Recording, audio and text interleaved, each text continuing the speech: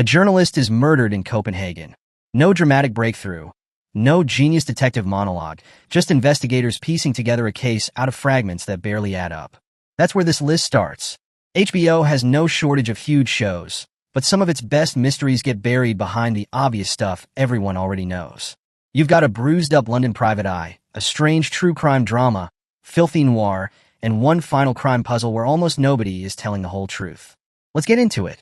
Most crime shows want you to admire how clever the detectives are. The investigation is more interested in showing you what the work feels like when there is no obvious answer. It follows the head of Copenhagen's homicide unit taking on that exact case. And the tension comes from the smallest things. A phone call, a timeline, one detail that may not seem important until it suddenly is. There are no flashy speeches here.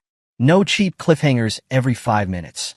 Just investigators trying to build something solid out of fragments, while the people around the case are carrying the emotional weight of what happened.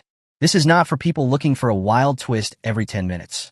It is for people who like crime drama that feels patient, grounded, and human. And from that real-world restraint, the next show heads into London, where the cases are messier and the detective is far less put together. CB Strike gives you the old-school pleasure of a private detective series without turning its lead into some untouchable genius who solves everything from across the room. Cormoran Strike is a war veteran turned London private investigator. He is blunt, broke half the time, carrying plenty of damage, and usually walking into cases that have already confused everyone else. But the real pull is the partnership between Strike and Robin. They come at people differently. They notice different things. And that gives the cases more texture than a standard detective show, where one person magically sees everything. This one is not built for a frantic weekend binge. It is a show you settle into when you want proper cases, actual clues, and characters who slowly become more interesting the longer you stay with them. The next pick takes crime somewhere much stranger. It is true crime, but told like a bad memory that keeps changing shape. If you want more shows that don't get talked about enough, subscribe. I do the digging so you can get straight to the good stuff. Some true crime dramas treat death like content. Landscapers does something much weirder. It starts with an ordinary-looking British couple becoming the focus of a murder investigation after bodies are found in the back garden of a house. But this is not a normal procedural where detectives gather clues and everything clicks neatly into place. The show is darkly funny, uncomfortable, and constantly shifting between reality, memory, fantasy, and denial. You are watching two people tell themselves a story about who they are, while the show keeps making that story harder to believe. It has a strange, dreamlike energy. 1 minute it feels sad, the next it is almost absurd, and then it turns unsettling again before you have time to get comfortable. It is only 4 episodes, so it does not drag, but it is not a clean, easy crime binge either. It is for viewers who like shows that feel a little off in the best possible way. And from one strange true crime story, we move into another one that turns a death inside a house into a full legal nightmare. A woman dies inside her home. What follows is a legal case where every explanation seems to create another problem. That is the tension inside the staircase. The series follows Michael Peterson and his sprawling family after the suspicious death of his wife, Kathleen. And instead of giving you one clean path through the story, it keeps putting you inside the pressure of competing theories, family memories, legal strategies, and people who may not even agree on what they saw. Every room starts to feel loaded. Every conversation has something sitting underneath it. You're not just asking what happened. You're asking whether anybody involved can even see the situation clearly anymore. One thing to keep in mind. This is a dramatized version of a real case. It does not hand you one simple, unquestionable truth, and it should not be treated as one. Watch this for the claustrophobic family tension and the uncomfortable feeling of never being fully sure where the truth ends. The next show takes that same pressure and drops it into a far grimier, more corrupt version of Los Angeles. Perry Mason is not the clean-cut courtroom hero you might expect.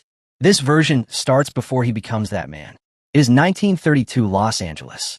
The city is dirty, desperate, and full of money hiding behind religion, politics, and newspaper headlines. Perry is a struggling investigator who gets pulled into a brutal case, and the deeper he goes, the more rotten the city around him starts to feel. This is full-on noir. Cigarette smoke, rainy streets, corrupt people in expensive rooms. A lead character who looks like he has already lost a few fights before the story even begins. Now, this is measured.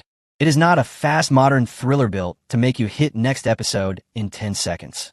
But that is part of why it works. The mystery gets heavier because the world around it feels so lived in. Watch this when you want a detective story with weight and atmosphere, not something playing in the background while you scroll. The next mystery is quieter, colder, and built around one woman at the center of the story where every perspective feels incomplete. A children's author becomes tangled in a story full of passion, deception, and people who all seem to want something from her.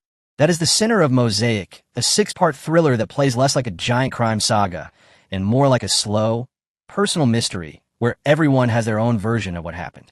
The setup is small town, intimate, and uneasy.